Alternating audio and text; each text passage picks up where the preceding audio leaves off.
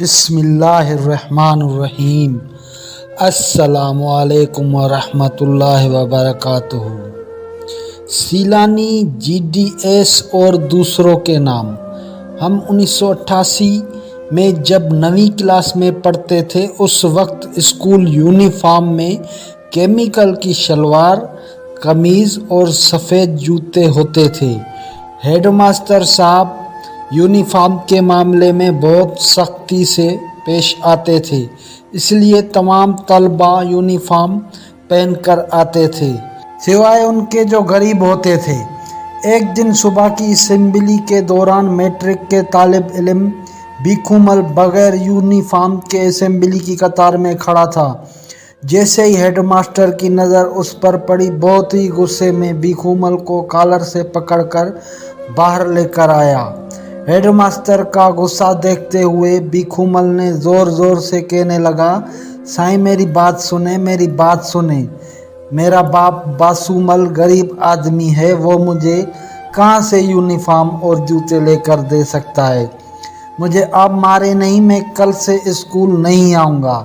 Head master استاد غلام حیدر کھوکھر نے اسے چھوڑ دیا اور اسٹیج پر چڑھ کر تمام طلباء سے مخاطب ہوتے ہوئے کہا کہ اسمبلی کے بعد بھیکھو مل کی کلاس میں ایک ایک بچہ آئے گا اور اس کو جو آج خرچی ملی ہے وہ بھیکھو مل کو دے گا تاکہ وہ یونیفارم خرید سکے۔ میرے پاس حسب معمول 8 آنے جیب خرچ ملتا تھا۔ سوچا آج میں سموسہ نہیں کھاؤں گا، وہ میں بھیکھو مل کو دے دوں گا۔ کلاس میں ابھی بیٹھے ہی تھے کہ کلاس کے ٹیچر استاد فقیر محمد حیات حسبانی کلاس میں آ گئے۔ تھوڑی دیر بعد بھیکھو مل بھی استاد سے اجازت لے کر ہماری کلاس میں داخل ہوا۔ اس کے ہاتھ میں ایک روپے کے چند نوٹ اور کچھ سکے تھے جو شاید اس نے اپنی کلاس سے جمع کیے تھے۔ استاد فقیر محمد حیات حسبانی بہت غصے میں ہم سب کو منع کیا کہ کوئی بھی اس کو پیسے نہیں دے گا، اور بھیکھو مل کی جانب دیکھتے ہوئے غصے میں کہا کہ ڈوب نہیں مرتے جو بھیک مانگتے پھرتے ہو؟ کیا اب بھی غربت کی آڑ میں ساری زندگی بھیک مانگتے پھرو گے؟ واپس اپنی کلاس میں جاؤ اور جن جن سے پیسے لیے ہیں ان کو واپس کر کے آؤ، میں تمہیں یونیفارم لے کر دوں گا۔ بھیکھو مل استاد کے کہنے پر واپسی اپنی کلاس میں گیا اور سب کو ان کے پیسے واپس کر کے آ گیا۔ استاد فقیر محمد حیات حسبانی نے پوچھا کہ شام کے وقت کون سا کام کر سکتے ہو؟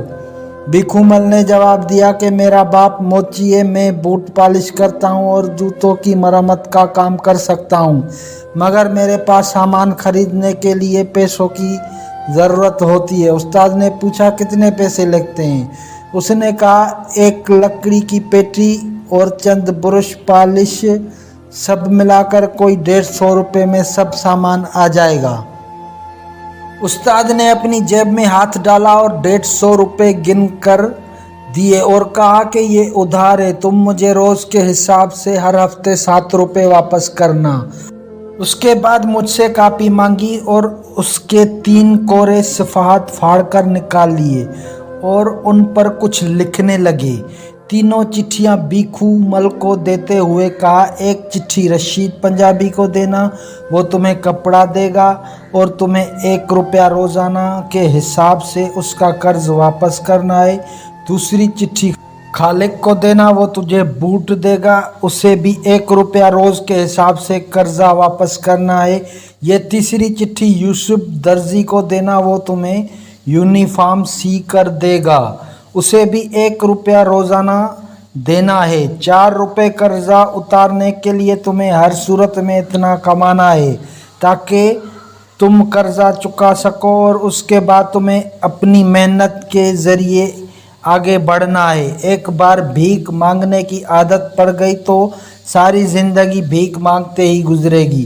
بھیکھو مل وعدہ کر کے چلا گیا۔ بعد میں استاد نے ہمیں کہا کہ آپ لوگ اپنے جوتوں کی مرمت اور بوٹ پالش ہمیشہ بھیکھو مل سے کروایا کریں۔ وقت تیزی سے گزرا گیا، 12 سال پلک جھپکتے گزر گئے۔ 1999 میں ہائی اسکول کرونڈی میں 10वीं क्लास के तलबा की अलविदाई पार्टी हो रही थी। उस्तादों के साथ शहर के मोअज़्ज़िन को भी दावत थी। तकरीर करने के लिए शहर के एक बड़े फ्लोर मिल के मौजूद जनरल मैनेजर बीकूमल को दावत दी गई। कॉटन के सूट में मलबूस, माथे पर रिबन का चश्मा रखे अपनी तकरीर में उसी स्कूल में पेश आने वाले वाक़या सुनाते हुए ज़ारों कतार रोते हुए स्टेज पर बैठे अपने उस्ताद फ़कीर मोहम्मद हयात हसबानी के पैरों को छूते हुए बताया कि किस तरह एक कामिल उस्ताद ने मुझे भीख मांगने से बचाया और मेहनत का सबक दिया। तो दोस्तों, उम्मीद करता हूँ आपको मेरी आज की कहानी बहुत ही अच्छी लगी होगी।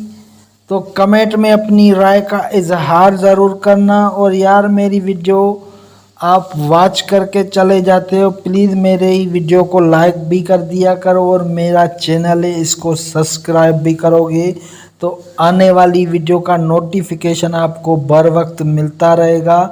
तब तक के लिए दीजिए इजाज़त। अल्लाह हाफिज़।